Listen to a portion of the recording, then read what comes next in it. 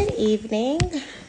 Today we're going to talk about healthy coping mechanisms for holiday stress.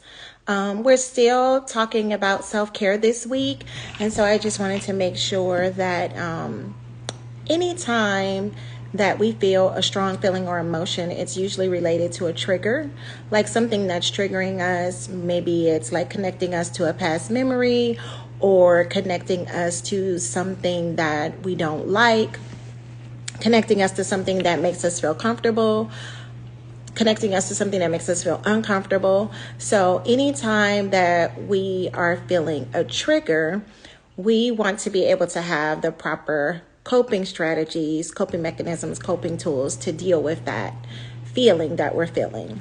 And so continuing to talk about self-care, and specifically today focusing on how can we develop healthy coping strategies, because sometimes we can have coping strategies during the holidays, but sometimes those can be unhealthy, like excessive drinking, especially if we may be grieving our loved one. Then some of our coping skills related to stress can sometimes be unhealthy. And we want to do things that make us feel better, not that just temporarily relieve the feelings of stress and anxiety. So one of the things that we can do is find time to just sit quietly in a time of prayer, in a time of meditating on the word. We want to find some scriptures that are related to the feelings that we have. For instance, the Bible tells us to be anxious for nothing, but in everything, prayer and supplication, make our requests known to God. And so in those moments where we're feeling extremely anxious, if we can just meditate on that scripture. Another scripture, when it talks about whatever is pure, whatever is lovely, to think on those things. That's a good scripture to think about maybe when we're feeling stressed, to ease some anxiety that we may be having. And whatever your favorite scripture is, the Lord is my shepherd, I shall not want. The Bible is full of great scriptures that you can lean on in those times of stress. Exercise is a great coping strategy.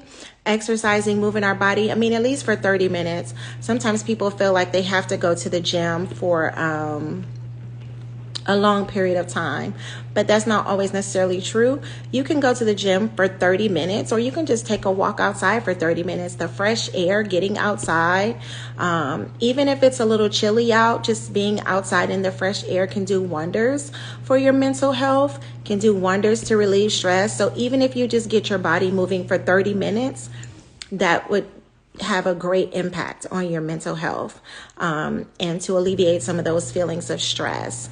Another thing is journaling, and some people don't really like to journal. Other people really, really enjoy journaling, so I guess it's just your preference.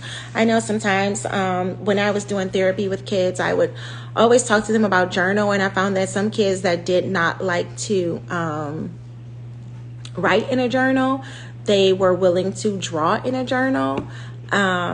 Sometimes if you don't really feel like you can write extensively like that, or that's not really your thing, you can do just one words, things that you may be dealing with or struggling with. Just say, if you wanted to say a word, if you're frustrated, and then a word that is the synonym of that, a word that is the opposite of that word, and put that word down to counteract it and maybe cross that word out.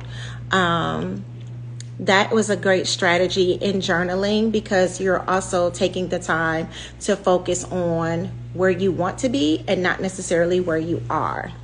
So this season, I just really want people to take care of themselves. And I think that the more that we're in tune with when we feel stressed, when we feel frustrated, when we feel disappointed, when we feel happy, when we feel excited, when we feel elated, the more in touch that we are with our feelings, the easier I think it is for us to come up with coping strategies, because the strategy that may work for me may not work for somebody else. So I don't really like to give a ton of coping strategies. I think that individually, if you have some time, I would challenge you today to think about some things that you can put in your toolkit. So some things that you can see that make you feel happy, whether that's like different symbols that make you happy, or whether that's like watching something on TV. I know for a while people were like really into those cat videos, and they just thought it was so funny. That's not really my thing, but for those who it is, that could instantly be something that would make a person feel happy. My son, he loves dogs, so when he sees dogs, it makes him happy. He's like, oh, that dog is so cute. So I think focusing on something that when you see it, it makes you feel like happy or excited, whatever that is. And then I think another thing is to think about the things that you listen to. Is there a song that when you instantly put it on, you feel like dancing? That would be a good tool to have in your toolbox. And also, I think that people that you're connected to, people that you really like, and you enjoy talking to, that could be something that's in your toolbox, the people that you want to stay connected with. And so I think when you start to kind of unwrap it in that sense, it's easy for you to find things that when you're feeling down or when you're feeling frustrated or disappointed, you can kind of go to your toolkit to dig out some of those things that are specific to you, that help you feel better, that can change your mood, and just help you feel better. And so I think our mental health and the things that we have going on in our life are so specific to us that I think it is really good to try to get to know you and what evokes certain feelings and emotions from you. And then also what is a good coping strategy for you to help to kind of bring you to a good balanced place.